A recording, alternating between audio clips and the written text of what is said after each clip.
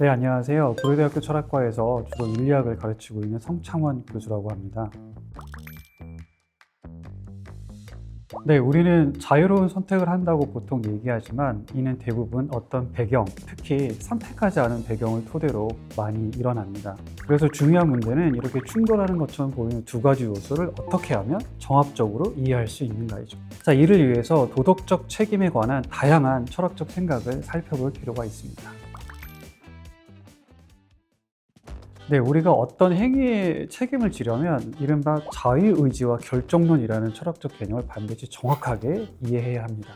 결정론은 모든 사태를 원인과 결과, 그리고 이를 규정하는 모종의 물리 법칙의 관점에서 설명할 수 있다는 과학적 세계관입니다. 우리가 다르게 행위할 수 있었을 때, 즉 우리에게 두 개 이상의 다른 선택지가 있을 때 우리는 자유의지를 행사할 수 있다고 얘기합니다. 철학에서는 이를 이른바 대안 가능성의 원칙이라고 부르죠.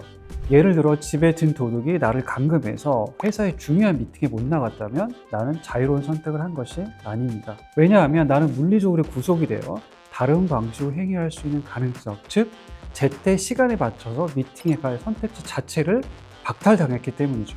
그래서 대안 가능성의 원칙이 성립하지 않습니다. 가장 오래된 입장에 따르면 대안 가능성의 원칙이 작동할 때, 다시 말해 우리의 자유의지가 충분히 행사될 수 있을 때 결과에 대한 책임을 물을 수 있다고 얘기합니다. 놀랍게도 대부분의 현대 철학자는 결정론과 자유의지가 서로를 배척하지 않는다고 생각합니다. 그럼 도대체 어떻게 결정론이 참이면서도 책임을 말할 수 있을까요? 자, 나는 지금 커피를 마실지 녹차를 마실지 진지하게 고민하고 있습니다. 결국 카페인이 더 많은 커피를 선택하죠. 그런데 사실 어떤 천재 과학자가 내 뇌에 칩을 심어서 나를 조종하려고 대기하고 있다고 가정해 봅시다.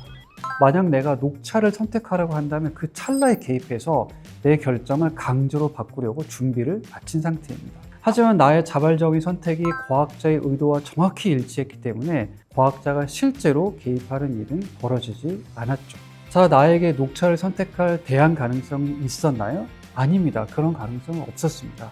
내가 그러려는 순간 과학자가 가로막았을 테니까요. 그렇다면 나는 왜 커피를 마셨습니까? 과학자의 조종 때문인가요? 당연히 아닙니다. 나는 스스로의 의지를 통해 커피를 결정했던 것이죠. 이는 커피를 선택한 결과에 대해서 내가 충분히 책임을 질 수 있다는 점을 시사합니다. 정리를 하면 결정론이 참이어서 대안 가능성이 존재하지 않더라도 우리는 자신의 행위에 대해서 책임을 질 수 있다는 결론에 이르게 되는 것이죠. 따라서 선택하지 않은 원인이 배경으로 작동하는 사실만으로 무조건 그 결과에 대한 책임을 물을 수 없다고 생각한다면 이는 한 번쯤 재고해 볼 가치가 충분하죠. 네, 우리는 매사에 선택을 내리는데 가장 전형적인 의미의 선택이 바로 의식적 선택입니다. 이는 어떤 선택의 결과, 그리고 그 과정 전부를 명확히 인식할 때 일어나는 것이죠. 그리고 우리는 이런 의식적 선택과 그 결과에 대한 책임 사이에 아주 긴밀한 관계가 있다고 생각합니다. 자, 위험천만한 암벽 등반 중에 사고가 나면 그 책임은 오로지 나에게 있습니다. 내가 그 모든 위험을 알면서 의식적으로 그 스포츠를 선택했기 때문이죠. 반면 내 선택과 무관하게 나쁜 결과가 나올 경우에는 나는 책임을 지지 않고 다른 주체가 보상해야 된다고 믿습니다. 자, 정부가 대중교통 안전점검을 소홀히 해서 사고가 났다고 가정해 볼까요? 이때 우리는 정부에 대해서 책임을 물을 수 있습니다. 그리고 경우에 따라 사고에 대한 보상까지 요구할 수 있죠. 사고가 나면 그 사고를 내가 책임지겠다고 생각하면서 타는 사람은 한 명도 없습니다. 이처럼 모두가 실제적인 의식적인 선택이 있었다는 사실을 책임의 소재나 그 경중을 따지는 필수적인 요소로 간주합니다. 하지만 그렇지 않은 경우도 얼마든지 생각해 볼 수 있습니다.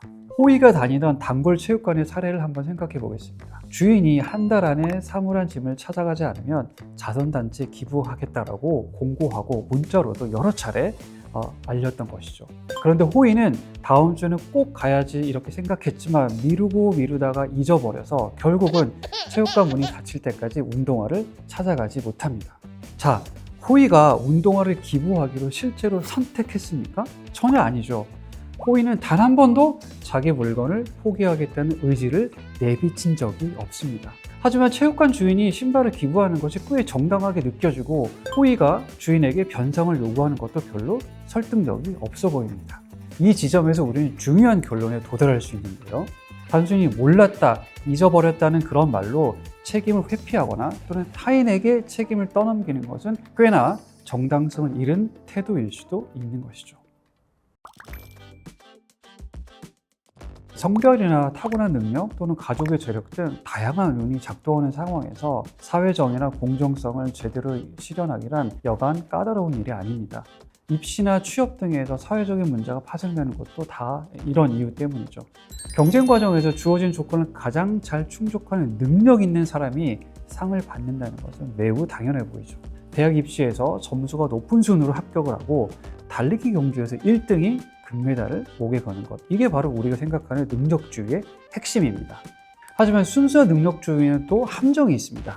달리기 1등 선수가 알고 봤더니 어릴 적부터 수백만 원짜리 과외를 받은 부유한 집안 출신이라면 어떨까요? 이는 본인의 선택이 아니라 그저 운이 좋아서 부유한 가정에 태어난 그런 영역입니다. 우리는 보통 이런 운의 요소가 공정성을 일정 부분 침해한다고 생각하는 것이죠. 문제는 운의 영향력을 줄이기가 매우 어렵다는 것입니다. 우리는 어떤 유전자를 타고날지 미리 결정할 수 없고 사실 결정해서도 안 되고요. 세상의 부모의 경제력을 똑같이 맞출 수도 없어요. 다만 운의 영향력은 제도를 통해 어느 정도 제어할 수 있고 현대 정치 철학의 거장인 롤즈의 정의론이 바로 이런 지점에 서 있습니다. 롤즈는 경쟁 상황에서 각 사람이 성공할 수 있는 동등한 가능성을 지녀야 한다는 공정한 기회균등의 원칙을 제안합니다. 이는 적어도 이 정도 노력했으면 충분히 원하는 성취를 이룰 수 있다는 확고한 전망을 심어주는 것이죠. 이 원칙이 제대로 작동하려면 사회에서 가장 처지가 안 좋은 사람들의 상태를 향상시키는 데 관심을 두는 이른바 차등의 원칙이 뒷받침되어야 합니다. 그래서 다소 불운한 사회적 배경을 가졌더라도 동등한 성공의 전망을 품게 되는 것이죠.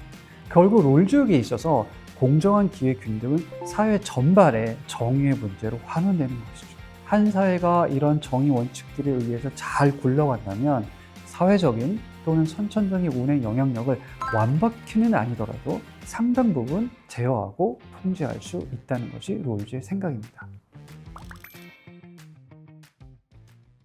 자, 이렇게 롤즈의 원칙이 국권을 지배하는 사회에서 무언가를 성취해냈다고 가정해 보겠습니다. 물론 그런 성공에도 모종의 행운이라는 요소 일부 개입될 수는 있겠죠.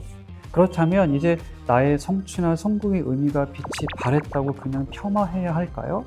아마 롤즈는 아니라고 답할 것 같습니다.